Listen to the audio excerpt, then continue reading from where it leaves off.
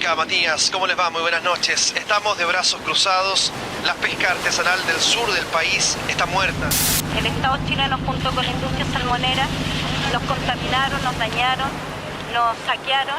Declarar a contar de hoy zona de catástrofe a la zona costera de la región de los lagos. Estableceremos un aporte solidario para la alimentación de las familias más afectadas. Corpesca, asesor de Corpesca, empleado de Corpesca. El senador de la República, Jaime Ortiz. Negocio hecho por la empresa de Natalia Compañón, nuera de la presidenta Michelle Bachelet, dinero que consiguió luego de reunirse personalmente con el vicepresidente de la entidad bancaria, el empresario Andrónico Luxich. La minera Pelambres, propiedad del grupo Luxich, aún no estaría cumpliendo con el dictamen de la Corte Suprema que la obligaría a inutilizar el tranque El Mauro y que los vecinos aseguran contamina sus aguas. La tragedia medioambiental más devastadora en la historia de Brasil. Los diques pertenecientes a la empresa minera Samarco colapsaron. La presidenta ya afronta otro impeachment por supuesta manipulación de fondos públicos. El ex senador de la UDI está querellado en calidad de autor del delito reiterado de cohecho. Más de $1 millón de Suquinich a través de boletas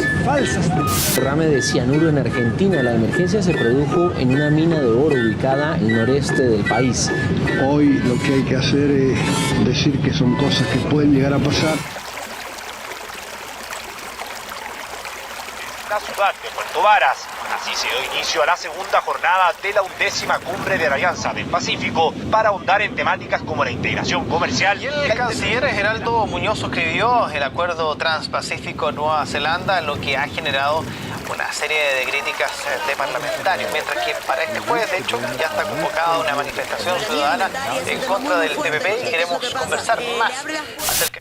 There's a reason this Trans-Pacific Partnership took 5 years to negotiate. I want to get the best possible deal for American workers. Refugiados sirios siguen llegando en masa a la isla griega de Lesbos desde Turquía. Los yihadistas están a solo 2 kilómetros de aquí, por lo que los combates podrían empezar en cualquier momento. Estudiantes normalistas están desaparecidos desde la noche del viernes 26 de septiembre. Establezcamos la organización de base.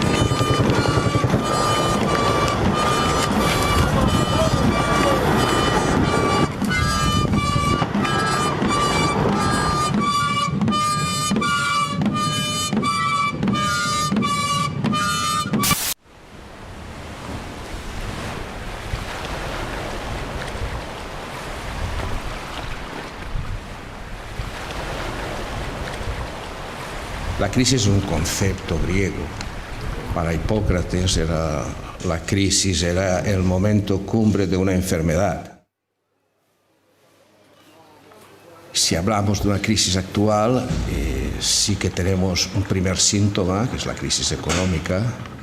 Luego aparecen otros síntomas: crisis urbana, crisis demográfica, crisis ecológica, crisis energética, crisis de recursos.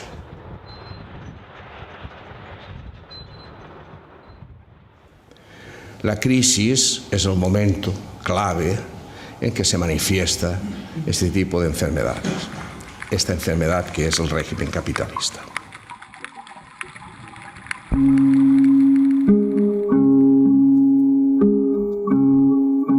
Está expandiendo a territorios donde antes no había este tipo de relaciones de producción.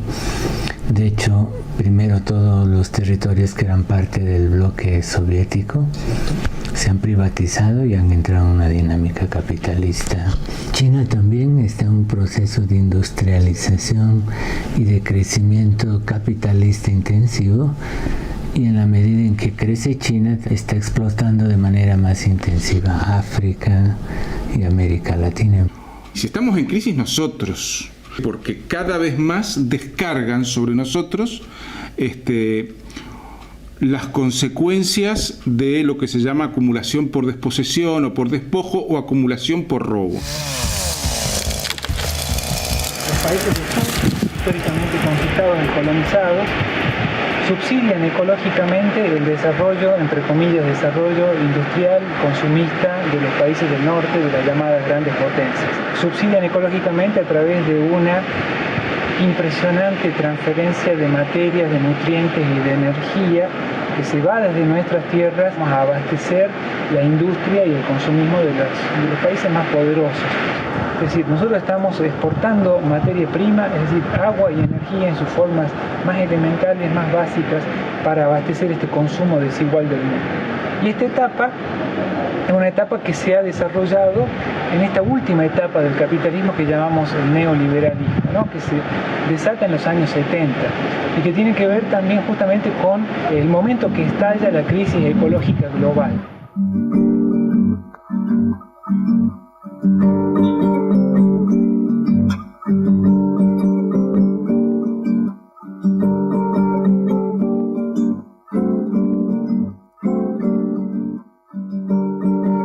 El capitalismo se desarrolla a través de relaciones de poder, es decir, no es posible pensar el capitalismo sin relaciones de poder y entonces sin estrategias de acaparamiento o de monopolización.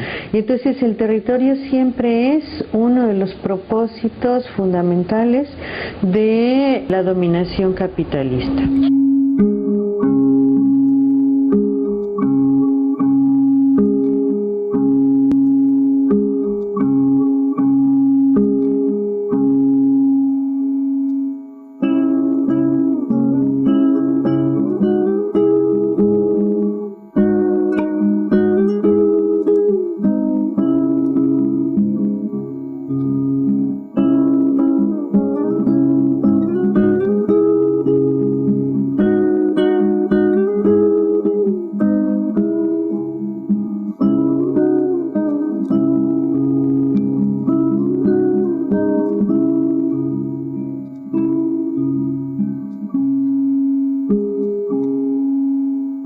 Si nos acogemos al desarrollo del Estado, pues veamos qué va a pasar dentro de 500 años. Y cuando vinieron los europeos, no es que nos preguntaron si queríamos ese desarrollo, fuimos sometidos.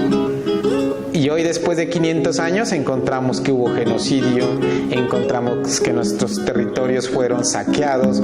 Todo eso es el famoso desarrollo.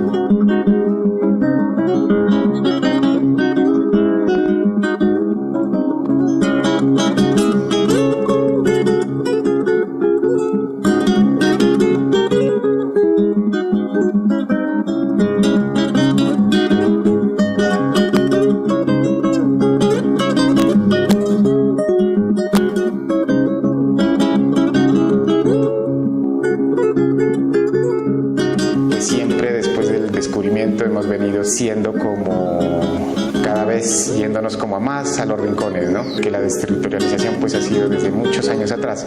Hoy es una nueva forma.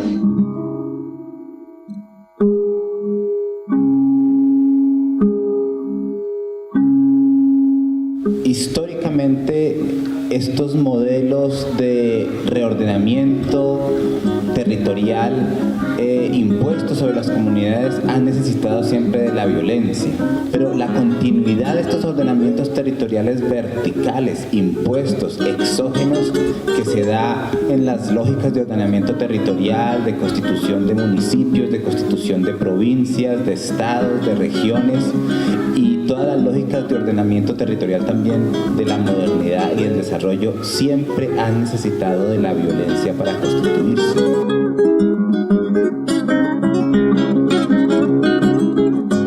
En todas las partes del mundo han habido resistencias frente a estas formas de ordenamiento territorial que vienen desde arriba. Ellos están defendiendo unos relacionamientos diferenciados con la tierra, con el territorio, con la naturaleza, y que hay que valorizar esos modos de vida.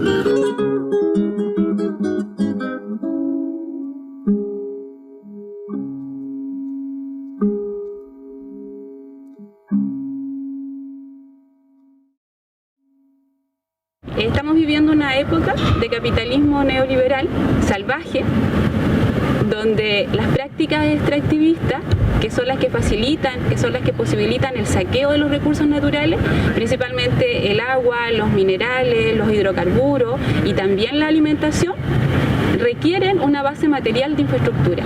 El flujo de mercancías requiere carreteras, requiere puentes, requiere hidrovías, pero además requieren fuentes de energía.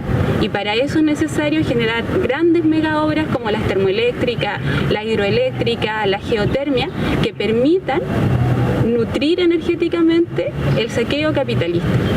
los 12 países de la región adoptaron un plan de acción estratégico de 10 años y organizaron el territorio en 10 ejes de integración, de puentes a redes eléctricas, de pasos fronterizos a centros logísticos, de las obras de infraestructura a los arreglos institucionales que facilitan la conexión.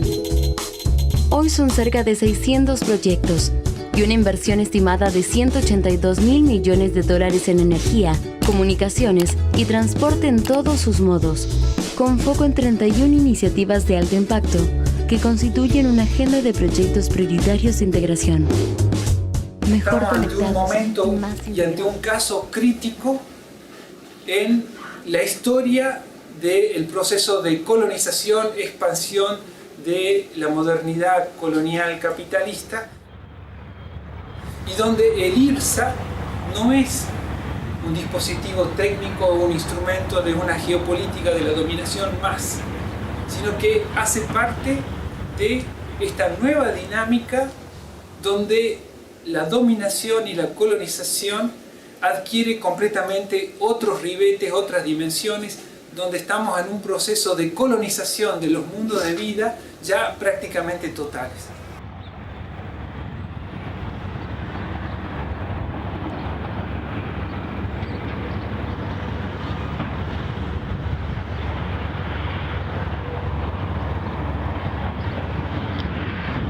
La IRSA es un plan colosal de integración de la infraestructura de transporte, energética y de telecomunicaciones para todo el subcontinente suramericano. Fue lanzada como propuesta en la reunión de presidentes de Suramérica que se llevó a cabo en Brasil en el año 2000. Comprende una integración longitudinal, es decir, de sur a norte, y una dimensión transversal de la integración que trata de comunicar el Océano Atlántico con el Océano Pacífico. Los objetivos de la IRSA, declarados en los documentos oficiales de la IRSA, es adecuar técnica y espacialmente el espacio geográfico para posibilitar una eficiente, rápida y acelerada explotación de los recursos naturales. Cuando se refieren a recursos naturales, especialmente están hablando de petróleo, de gas, de recursos mineros, están hablando de la construcción de hidroeléctricas, se está hablando del fomento de los diferentes tipos de agroindustria que existen en Sudamérica. La IRSA es una plataforma de obras de infraestructura. En este momento tiene cerca de 600 obras. ¿Cómo operan esas obras? Operan a partir de lo que se llaman ejes de integración y desarrollo. Ahora la pregunta es, ¿qué es un eje de integración y desarrollo? Es una franja multinacional de territorio donde se van efectuando obras de transporte, de comunicaciones y de energía. La IRSA no solamente es un conjunto de proyectos, ya no es un listado de proyectos que se van a ejecutar en un tiempo preciso, sino que esos proyectos están asociados con una planificación territorial. ¿Qué quiere decir eso? Que estos ejes de integración y desarrollo reordenan los territorios. Hacen una nueva planificación de tipo neoliberal que se está superponiendo y está subordinando otras territorialidades. Las territorialidades tradicionales, que en formas de resistencia y adaptación se han mantenido desde la invasión española, pero también las territorialidades políticas tradicionales que nosotros asociamos a los estados nacionales o ya en el siglo XXI a los estados plurinacionales.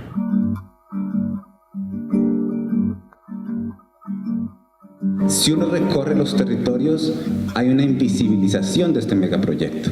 Estos proyectos vienen siendo presentados como proyectos aislados, una hidroeléctrica allí, una carretera, un puerto, y difícilmente las poblaciones locales y regionales ven la magnitud de estos adecuaciones espaciales y técnicas de la IRSA. Es la inversión de miles de millones de dólares en países que en ningún momento los pueblos se han preguntado si esas inversiones son las que quieren o qué otras cosas se dejan de hacer por hacer los proyectos del IRSA.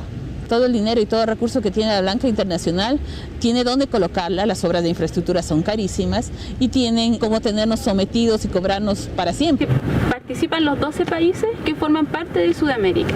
¿Ya? Ese es, digamos, como el origen político de la IRSA. Sin embargo, hay que considerar que en esa reunión de Brasilia el presidente Cardoso de Brasil hizo una invitación especial al Banco Interamericano de Desarrollo para que entregara una propuesta de infraestructura para la región sudamericana.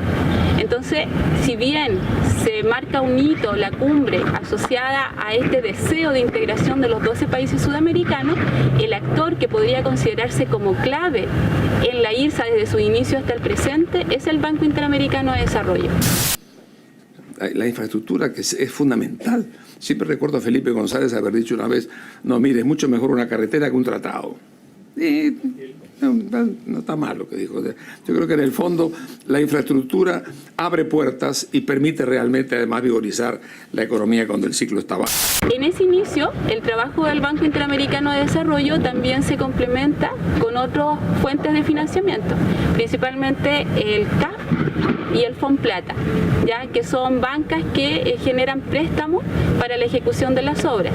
Sin embargo, con el correr de los años van a ir agregándose otros actores y hoy en día los inversionistas que tienen un mayor peso en el financiamiento de obras IRSA son el Banco de Desenvolvimiento de Brasil, el BANDES y el Banco de Desarrollo de la China.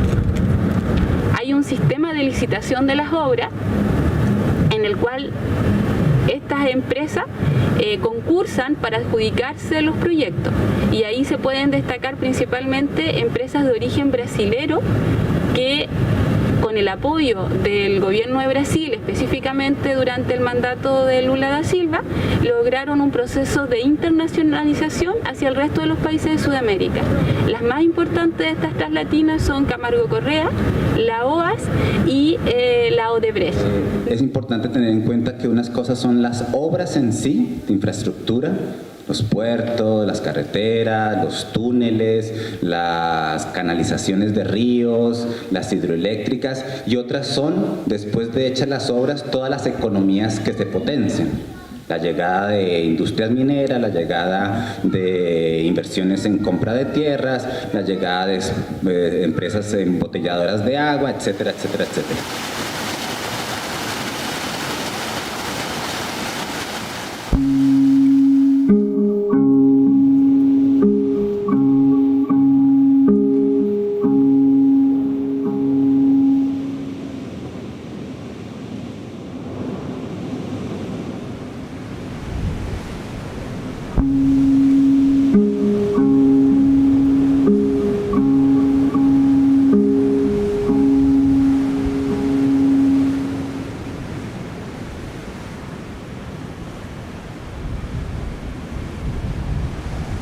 En este diseño de planificación de la IRSA, Chile tiene un rol estratégico.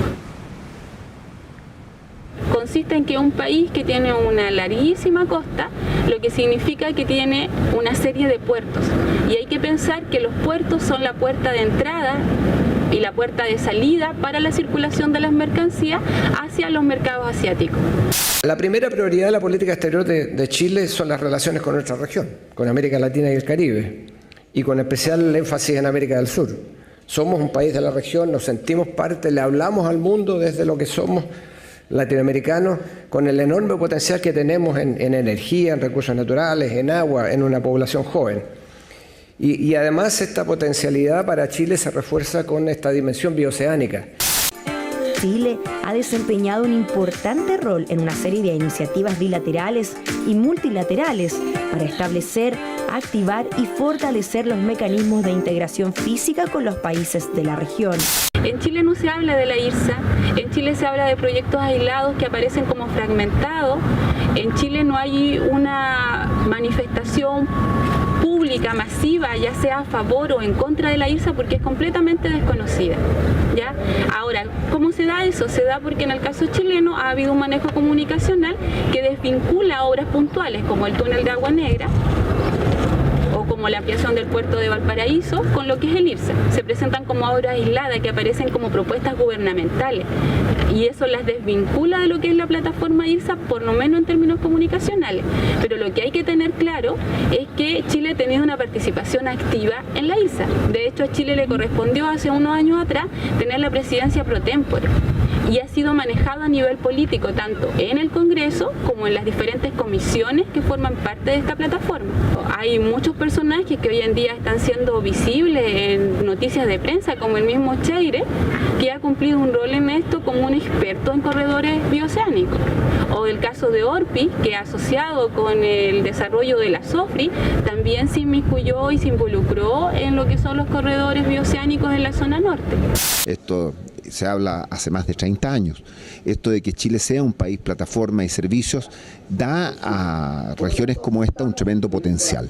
Los corredores bioceánicos, un mundo absolutamente globalizado. La región de Coquimbo queda inserta en lo que es el eje Mercosur-Chile. Este eje incluye Brasil, gran parte del Brasil, ¿ya? Incluye Argentina, incluye Uruguay, incluye Paraguay, pero que no tiene ninguno de ellos salida hacia el Pacífico. Por la salida de los puertos chilenos, gran parte de la producción sojera, de lo que se conoce como esta área de República de la Soya, donde estaría Paraguay, una parte de Argentina y una gran extensión del territorio brasilero, que van a circular a través del Mercosur-Chile como una de sus orientaciones centrales, fortalecer lo que está haciendo la emergencia de Argentina o de las zonas nortes de Argentina como una potencia minera. Cuando lo que queremos definitivamente es la integración, lo que queremos es en los tramos que hay que perforar la cordillera como un queso, gruyere, perforarla. Aquí son un sinnúmero de iniciativas, planes, programas, proyectos de inversión que tenemos que prepararnos mientras se construye la obra del túnel. Entonces el túnel hoy día pasa a ser un elemento primordial, por supuesto, pero ya tenemos que trabajar el tema del corredor bioceánico. Es la inversión más importante en la década que se va a materializar en la frontera entre Chile y Argentina. Este túnel es para que los chilenos, los argentinos, los sudamericanos encuentren otra vez sus sueños y liberen su comercio. Tenemos las bases y los términos de referencia preparados. Eso conlleva incorporar dentro del estudio el diseño definitivo, la parte ambiental, la parte territorial de expropiaciones y luego la construcción de la obra. En plazo nosotros aproximadamente estamos hablando de 8 a 10 años. Proceso de compromiso de todos los gobiernos de los últimos 20 años que han ido generando estas condiciones para que definitivamente podamos cumplir con el sueño de tener un túnel que permita el desarrollo del turismo, el desarrollo, por supuesto, de un tráfico a través de un corredor bioceánico que permita el mejor aprovechamiento y la explotación completa del puerto de Coquimbo, que tendrá que adecuarse en su infraestructura. ¿Sabías que el puerto de Coquimbo quiere modernizarse? Durante los próximos meses, TPC impulsará la modernización del puerto, construyendo un nuevo sitio. El túnel en sí no puede pensarse de manera aislada a la salida del puerto de Coquimbo. Lo importante es el puerto. El túnel es desbloquear un cuello de botella como ha sido definida la cordillera de los Andes según el PIT. Parte del último tramo del corredor bioceánico central une el Atlántico con el Pacífico desde Porto Alegre, Brasil, a Coquimbo, Chile, a través del túnel internacional Paso de Agua Negra, próximo a licitarse. Ha habido procesos de selección de los proyectos prioritarios de integración, que son obras generalmente de infraestructura caminera o de transporte, que van a cumplir un rol clave para poder activar circuitos de circulación de mercancía. Una de esas obras estratégicas, de esos proyectos prioritarios de integración, es el túnel de Agua Negra en el eje Mercosur-Chile. Es como el último punto que permite hacer el enlace entre todas las rutas que se han construido desde Porto Alegre, en Brasil, que da para la costa atlántica, con el puerto de Coquimbo, que sería la salida hacia los mercados del Pacífico.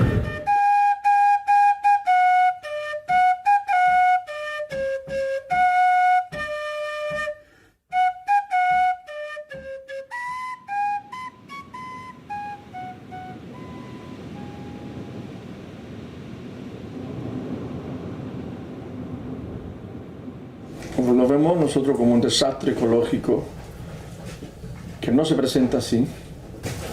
Su presentación de beneficio material a las comunidades, a los países, a la sociedad en general.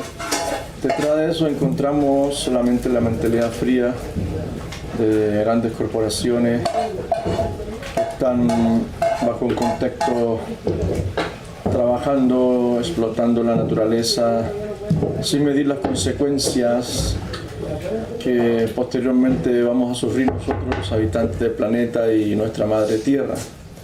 Por supuesto, una pasada en momentos peak de 2.000 camiones diarios con un alto grado de contaminación en el aire, en el smog, todo lo que conlleva a un tráfico internacional de ese tipo, socialmente, culturalmente, políticamente, y en la seguridad de los pueblos, ¿no? Como los puertos, como Coquimbo, donde se van a volver grandes capitales del tráfico portuario, donde llega todo lo que es explotado en nuestros países hermanos que necesitan de sus bosques, el planeta necesita la Amazonas.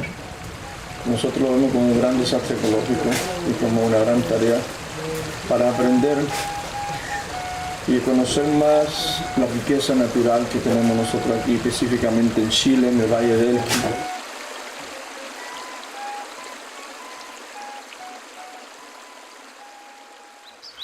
Tá faltando porta a mim.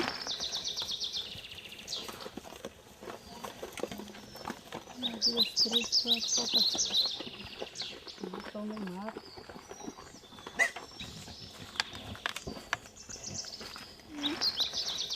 E aqui no Brasil, a usina hidrelétrica Geral no Rio Madeira, em Rondônia, recebeu hoje a autorização da Agência Nacional de Energia Elétrica, ANEEL, para começar a operar comercialmente. Equipamentos pela empresa Camargo Correia e até a execução da obra serão mais de 10 mil empregos gerados.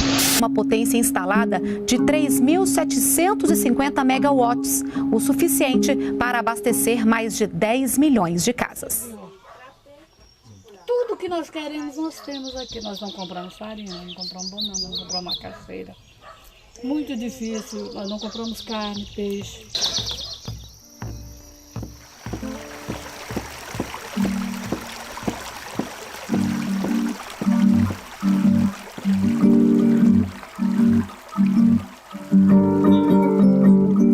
Los proyectos en madera vienen a ser el grupo de proyectos principal del eje Perú-Bolivia-Brasil y está destinado en este caso a la provisión de energía para ese gran mercado brasileño que se ubica en las industrias de Sao Paulo, particularmente relacionado con la industria del aluminio.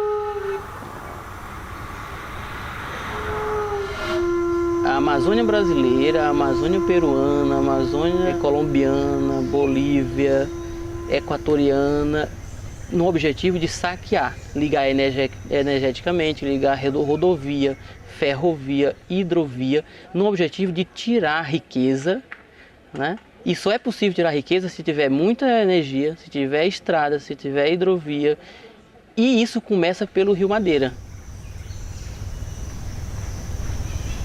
A pesar del movimiento indígena y campesino del norte amazónico de oposición a las represas del Madera, este proyecto está yendo, en el lado de Brasil se está construyendo, a pesar de que ha habido la comprobación de que los impactos ambientales transfronterizos afectan a Bolivia, afectan a la propiedad colectiva de muchos indígenas y comunidades campesinas.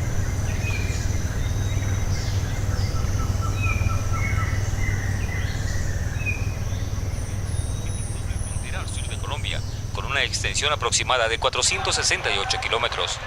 Esto traerá indudable beneficios como la dinamización de su economía, el comercio, el transporte y generación de empleo. Pero más que la apertura del puente ya es la pavimentación de la vía entre San Miguel y Santana. Esto hace que quede totalmente pavimentado desde San Miguel hasta Bogotá. Va a venir un gran flujo de vehículos, de carga, de pasajeros.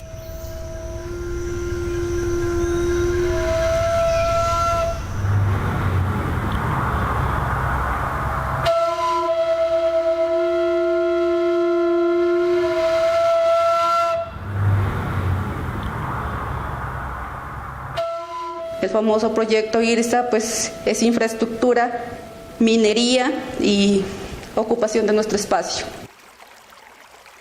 Va a generar, según ellos, recursos aquí, va a generar recursos a varias partes.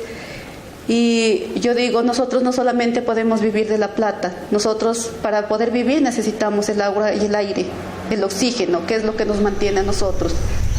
En el marco del proyecto de la IRSA, en la región del Putumayo se construye varias obras de infraestructuras de manera cortada. Un tramo que hace parte de ese proyecto de la IRSA para unir Tumaco desde Colombia, Belendo para Brasil, se llama la famosa variante San Francisco-Mocoa. Este tramo está atravesando directamente el territorio Kamsá.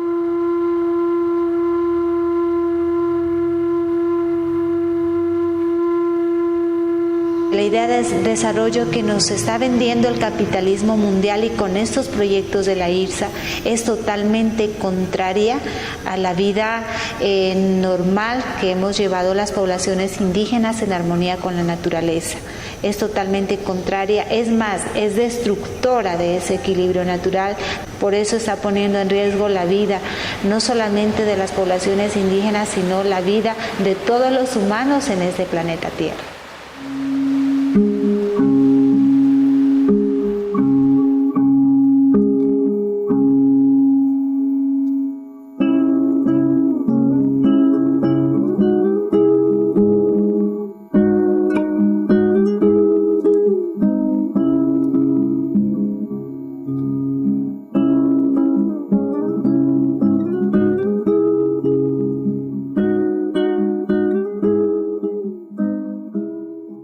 Eu sugiro que os outros países como a Bolívia, o Peru, que também tem esse projeto do IRSA, mas que no Brasil é muito mais visível e que a população brasileira sabe mais, é que façam um movimento de resistência, não as barragens, porque vocês podem ver em Porto Velho não veio desenvolvimento. Esse discurso de desenvolvimento, nós temos que fazer a pergunta, vocês da Bolívia, do Peru, de outros países que têm esse projeto, desenvolvimento para quê e para quem? Será que essa energia que vai ser gerada, que essa passagem para o Pacífico, a carreteira que vai ser feita, vai servir para cada um de nós, vai melhorar a vida de cada um?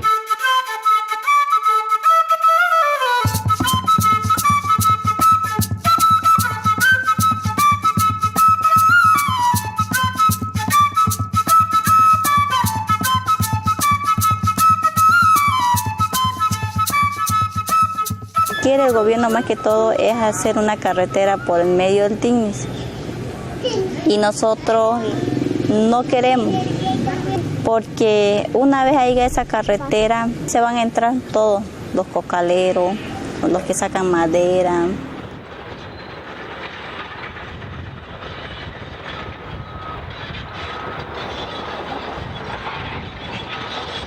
Detrás de la carretera están los colonizadores, en este caso cocaleros. Detrás están las petroleras, donde, como sabes, hay estos trabajos de exploración que ya se han realizado, tienen identificadas zonas. El Tignis está incluido en el mapa de concesiones, es parte de un proyecto mayor, ¿no?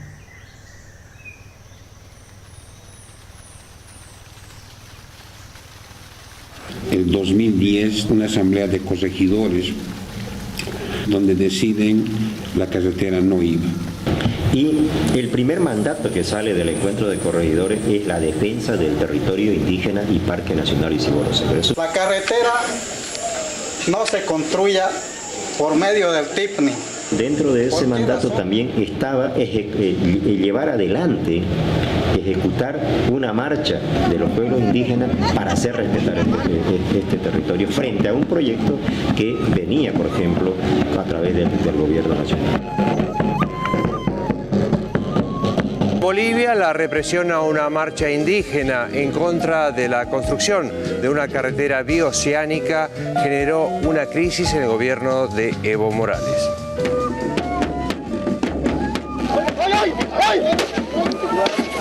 Los caímos, yo luché ese arte igual para poder defenderme, no poder escapar, porque ni siquiera intentamos aflechear ni nada de eso. Nos dicen salgan, están los policías, Ejercieron violencia contra la marcha y el gobierno mandó a la policía a reprimir mujeres, niños, hombres, jóvenes y ancianos, maniató y amordazó a la marcha.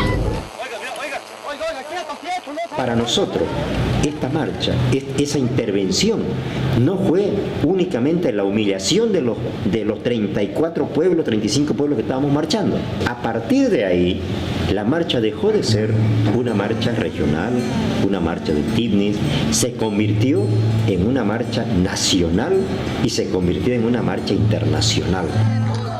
¡Sí se pudo! ¡Sí se pudo! La octava marcha no murió, se multiplicó y llegó a La Paz el miércoles 19 de octubre. Cientos de vecinos salieron a las calles para recibir a los y las héroes de la Madre Tierra. Morales lloró y pidió perdón. Promulgó la Ley 180 de protección e intangibilidad del Tifnis. La población urbana, la población internacional, los medios de prensa son parte de esta lucha, porque no estamos peleando únicamente porque solamente queremos vivir ahí y porque destinamos ese espacio, sino estamos luchando por nuestra existencia, estamos luchando por mantener ese pedazo de pulmón del mundo.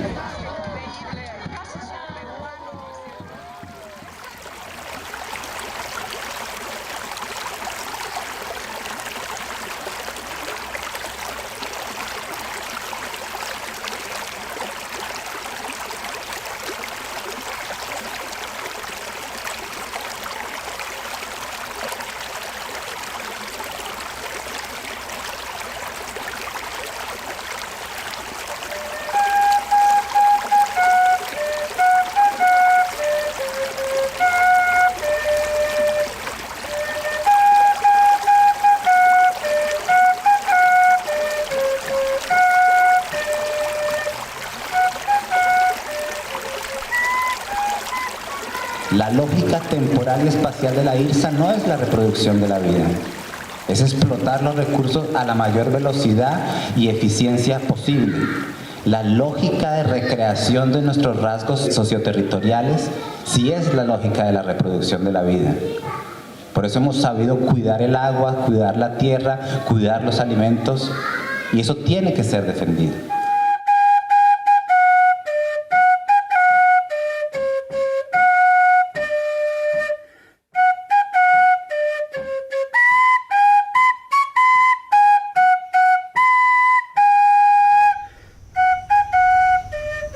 Creo que es bien importante los procesos de resistencia que se están llevando en los diferentes países de Sudamérica. Creo que entrelazar esas fuerzas desde lo espiritual, desde lo físico, desde las diferentes formas de hacer fuerzas nos ayudaría de pronto a seguir sacudiendo a ese poder mundial que se está metiendo con tanta fuerza sobre nuestros territorios. Los partidos de izquierda de la región viven del extractivismo. Hoy el capitalismo se asienta en el extractivismo. No podemos pensar en salir del extractivismo sin romper con las estructuras que viven del extractivismo y que lo sostienen, entre ellos los Estados-nación. Nos autogestionamos, reconstruimos socialmente la apropiación de nuestros territorios con el objetivo de seguir reproduciendo la vida. Eso implica proteger las semillas, proteger la autogestión, proteger la soberanía alimentaria, el buen vivir, el decrecimiento, la economía de la vida. Estamos al servicio de la reproducción de la muerte. Estamos al servicio de formas de pensar el espacio para la explotación. Que resisten y IRSA, que resisten monocultivos, que resisten. Digamos que el territorio va más allá de la ocupación misma. Si la tierra está ahí, intacta y natural, eso es territorio también para nosotros. Que si el agua está allí, pues que esté allí. Que si las montañas están ahí sin ser habitadas, si no se cultiva allí maíz, frijol, lo que sea, pero están allí. Porque ahí se está garantizando la vida. Es como si estuviéramos guardando para nuestros hijos. Es un tema de quienes podemos apropiarnos de una herencia que nos fue arrebatada y actualizarla y internalizar ese conocimiento con una mirada descolonizadora. Y eso lo podemos hacer en el sector urbano, en el sector rural, quienes tienen apellido, quienes no tienen, la piel más clara, la piel más oscura, porque esa reserva está ahí y está viva.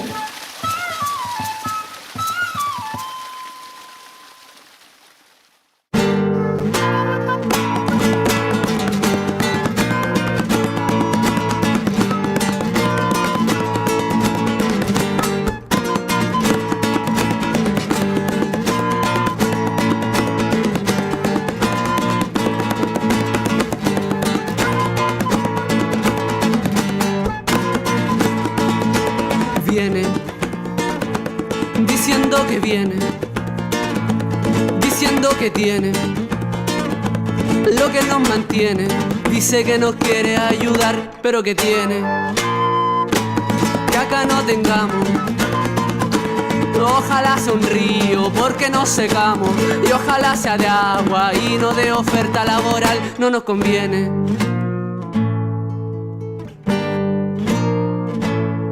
No te conviene, porque eso es lo que tiene. Te tiene trabajo y así te retiene, mientras te entretiene, poniéndote billete entre sienes. No nos conviene.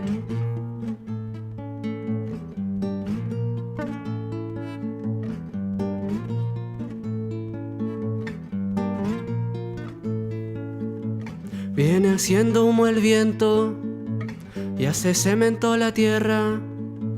El agua la hace excremento y el tiempo lo hace moneda. Viene haciendo humo el viento y hace cemento la tierra. El agua la hace excremento y el tiempo lo hace moneda. Nuestro tiempo lo hace su moneda y la vida la hace su moneda. Nuestra vida la hace su moneda, su moneda, su moneda, su moneda. Nuestras cadenas